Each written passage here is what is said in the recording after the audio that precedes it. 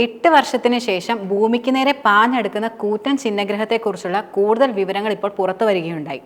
അപകട സാധ്യത ഉയർന്നതായി അമേരിക്കൻ ബഹിരാകാശ ഏജൻസി നാസ സ്ഥിരീകരിച്ചിട്ടുണ്ട്. 2032 ഡിസംബർ 22-നായിരിക്കും 2024 YR24 എന്ന് പേരിട്ടിരിക്കുന്ന ഈ ചിഹ്നഗ്രഹം ഭൂമിയിൽ പതിക്കുന്നതെന്നാണ് നിലവിലെ പ്രതീക്ഷ. ചിഹ്നഗ്രഹം ഭൂമിയിൽ പതിക്കാനുള്ള സാധ്യതയെന്നത് 3.1% ഉയർന്നിരിക്കുന്നുവെന്ന് മുന്നറിയിപ്പും നാസ മുന്നോട്ട് വയ്ക്കുകയുണ്ടായി. നേരത്തെ പ്രഖ്യാപിച്ചതിൽ നിന്ന് 5% വർധനമാണ് ഇപ്പോൾ കൂടുതലും ഉണ്ടായിട്ടുള്ളതായിട്ടാണ് റിപ്പോർട്ടുകളെല്ലാം സൂചിപ്പിക്കുന്നത്. 130 അടി ഉയരവും അതുപോലെ 300 അടി വിസ്തീർണമാണ് ഇതിന് നിലനിൽക്കുന്നത്. അമേരിക്കയിലെ വിഖ്യാതമായ സ്റ്റാച്യു ഓഫ് ലിബർട്ടിയുടെ വലിപ്പമാണ് ഇതിനുള്ളതെന്നാണ് ഗവേഷകരെല്ലാം വെളിപ്പെടുത്തുന്നത്. ഭൂമിയുടെ ഉപരിതലത്തിലേക്ക് ഈ ചിഹ്നഗ്രഹം പ്രവേശിക്കുകയാണെങ്കിൽ ആകാശത്ത് വെച്ച് തന്നെ ഇത് പൊട്ടിത്തെറിക്കാനുള്ള സാധ്യതയും വലിയ തോതിൽ നിലനിൽക്കുന്നുണ്ട്. മാത്രമല്ല, ഇതിന്റെ സ്ഫോടക ശേഷി എന്നത് 8 മെഗാടൺ TNT ആയിരിക്കും.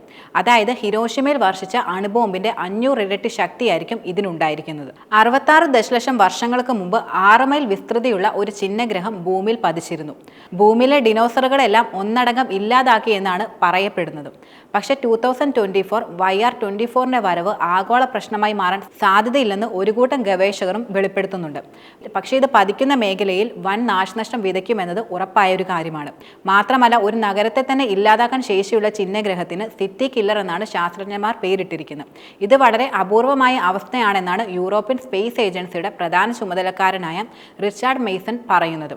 ഒരു ഗ്രഹത്തെ മുഴുവനായി നശിപ്പിക്കാനുള്ള ശേഷി ഈ ചിഹ്നഗ്രഹത്തിന് ഉണ്ടായിരിക്കില്ല. ഒരു നഗരം നശിപ്പിക്കാൻ മാത്രമേ ഇതിന് കഴിയൂ എന്നാണ് അദ്ദേഹം ചൂണ്ടിക്കാട്ടുന്നത്.